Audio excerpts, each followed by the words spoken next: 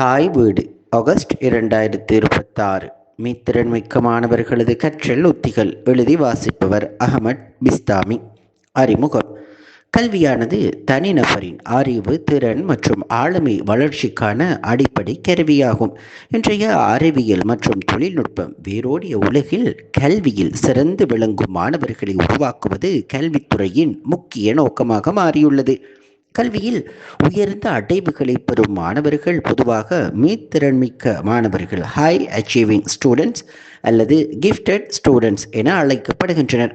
இம்மாணவர்களின் வெற்றிக்கு காரணம் அவர்களது இயற்கையான திறமை மட்டுமல்ல, மாறாக அவர்கள் பயன்படுத்தும் பயனுள்ள கற்றல் உத்திகள், சுய ஒழுக்கம் மற்றும் தொடர்ச்சியான முயற்சிகளே முக்கிய காரணிகளாக அமைகின்றன.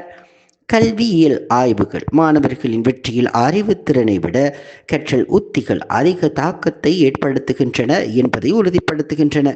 எனவே மீத்திறன்மிக்க மாணவர்களின் கற்றல் உபாயங்களை புரிந்து கொள்வது கல்வி முன்னேற்றத்திற்கு மிகவும் அவசியமானதாகும்.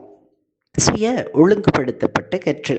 மீத்திறன்மிக்க மாணவர்களின் முக்கிய பண்புகளில் ஒன்று சுய ஒழுங்குபடுத்தப்பட்ட கற்றல் ஆகும். இம்மாணவர்கள் தங்களது கற்றலுக்கான இலக்குகளை நிர்ணயித்து அவற்றை அடைவதற்கான திட்டங்களை வகுத்து கற்றல் முன்னேற்றத்தை தொடர்ந்து மதிப்பீடு செய்கின்றனர். பெர்ரி ஜே ஜிமமன் மேற்கொண்ட ஆய்வின்படி சுய ஒழுங்குபடுத்தப்பட்ட கற்றல் முறைகளை பயன்படுத்தும் மாணவர்கள் மற்ற மாணவர்களை விட உயர்ந்த கல்வி சாதனைகளை அடைவுகளை பெறுகின்றனர். அவர் கற்றலை 3 கட்டங்களாக வகைப்படுத்துகின்றார். முன் திட்டமிடல், ஆற்றுகை கண்காணிப்பு, சுய பிரதிபலிப்பு. இதனால் மாணவர்கள் தங்களது கற்றலுக்கு பொறுப்பேற்கும் போது கல்வி அடைவு உயர்கிறது என்பது தெளிவாகிறது. இடைவெளி மீளாய்வு முறை. ஒரே நாளில் நீண்ட நேரம் படிப்பதை விட இடைவெளி விட்டு கற்பது நீண்ட கால நினைவாற்றலை அதிகரிக்கிறது. இதுவே ஸ்பீட் ரெபிட்டிஷன் எனப்படும். டன்லஸ்கி மற்றும் சக ஆய்வாளர்கள் மேற்கொண்ட ஆய்வில் மாணவர்களின் கற்றல் திறனை மேம்படுத்தும் 10 முக்கிய கற்றல் உத்திகள் ஸ்பேஸ் பிராக்டிஸ் மிக உயர்ந்த பயன்திறன் கொண்டதாக கண்டறியப்பட்டது. நவீன ஆய்வுகளின்படி இடைவெளி விட்டு கற்ற மாணவர்கள் 20 முதல் 30% அதிக நினைவாற்றல் திறனை வெளிக்காட்டினர். குறுகிய நேரத்தில் அதிகமாக படிக்கும் கிராமிங் முறை நீண்டகால நினைவுக்கு குறைந்த பயனுடையதாகும். எனவே மீத்திறன்மிக்க மாணவர்கள் தங்கள் கற்றலை பல நாட்களுக்கு திட்டமிட்டு மேற்கொள்கின்றனர். மீட்டெடுப்பு பயிற்சி.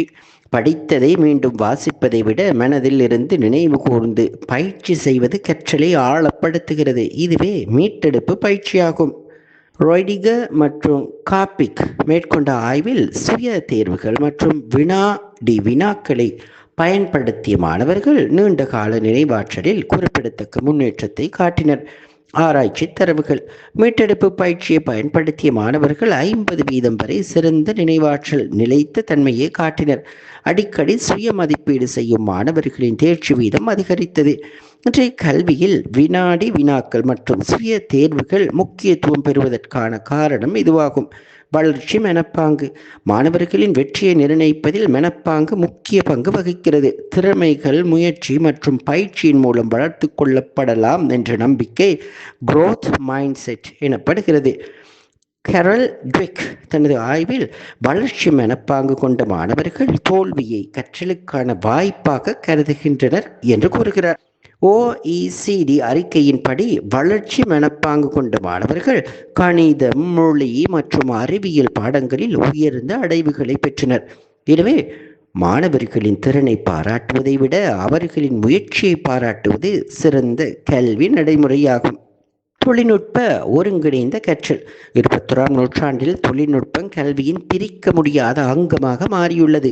இணைய வழிக்கற்றல், கல்வி செயலிகள், செயற்கை நுண்ணறிவு கருவிகள் மற்றும் காணொளி வளங்கள் கற்றலை மேம்படுத்துகின்றன.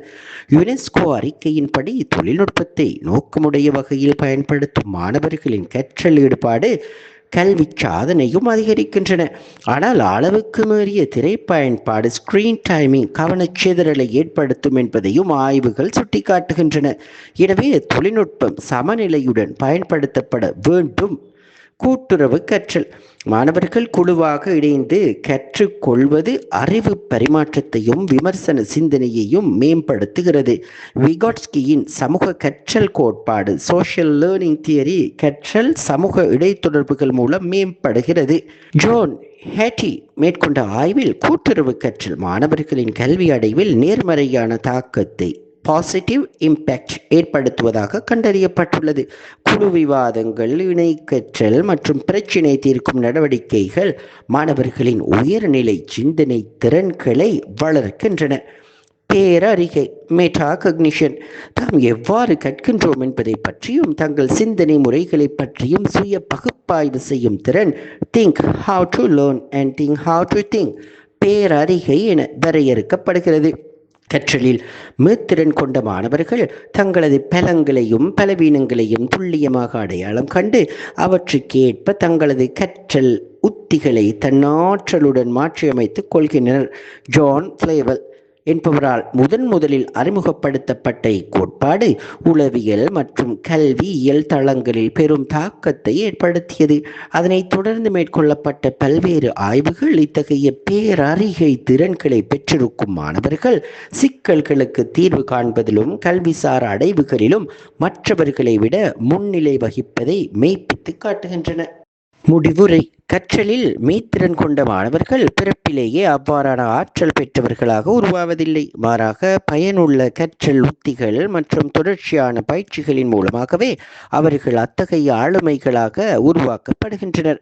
சுய ஒழுங்குபடுத்தப்பட்ட கற்றல், கால இடைவெளி விட்ட மீளாய்வு, மீட்டெடுப்பு பயிற்சி, வளர்ச்சி மனப்பாங்கு, ஆக்கப்பூர்வமான தொழில்நுட்ப பயன்பாடு, கூட்டுறவு கற்றல் மற்றும் பேரறிகை போன்ற உத்திகள் மாணவர்களின் கல்விசார் அடைவுகளை பெருமளவில் உயர்த்துகின்றன.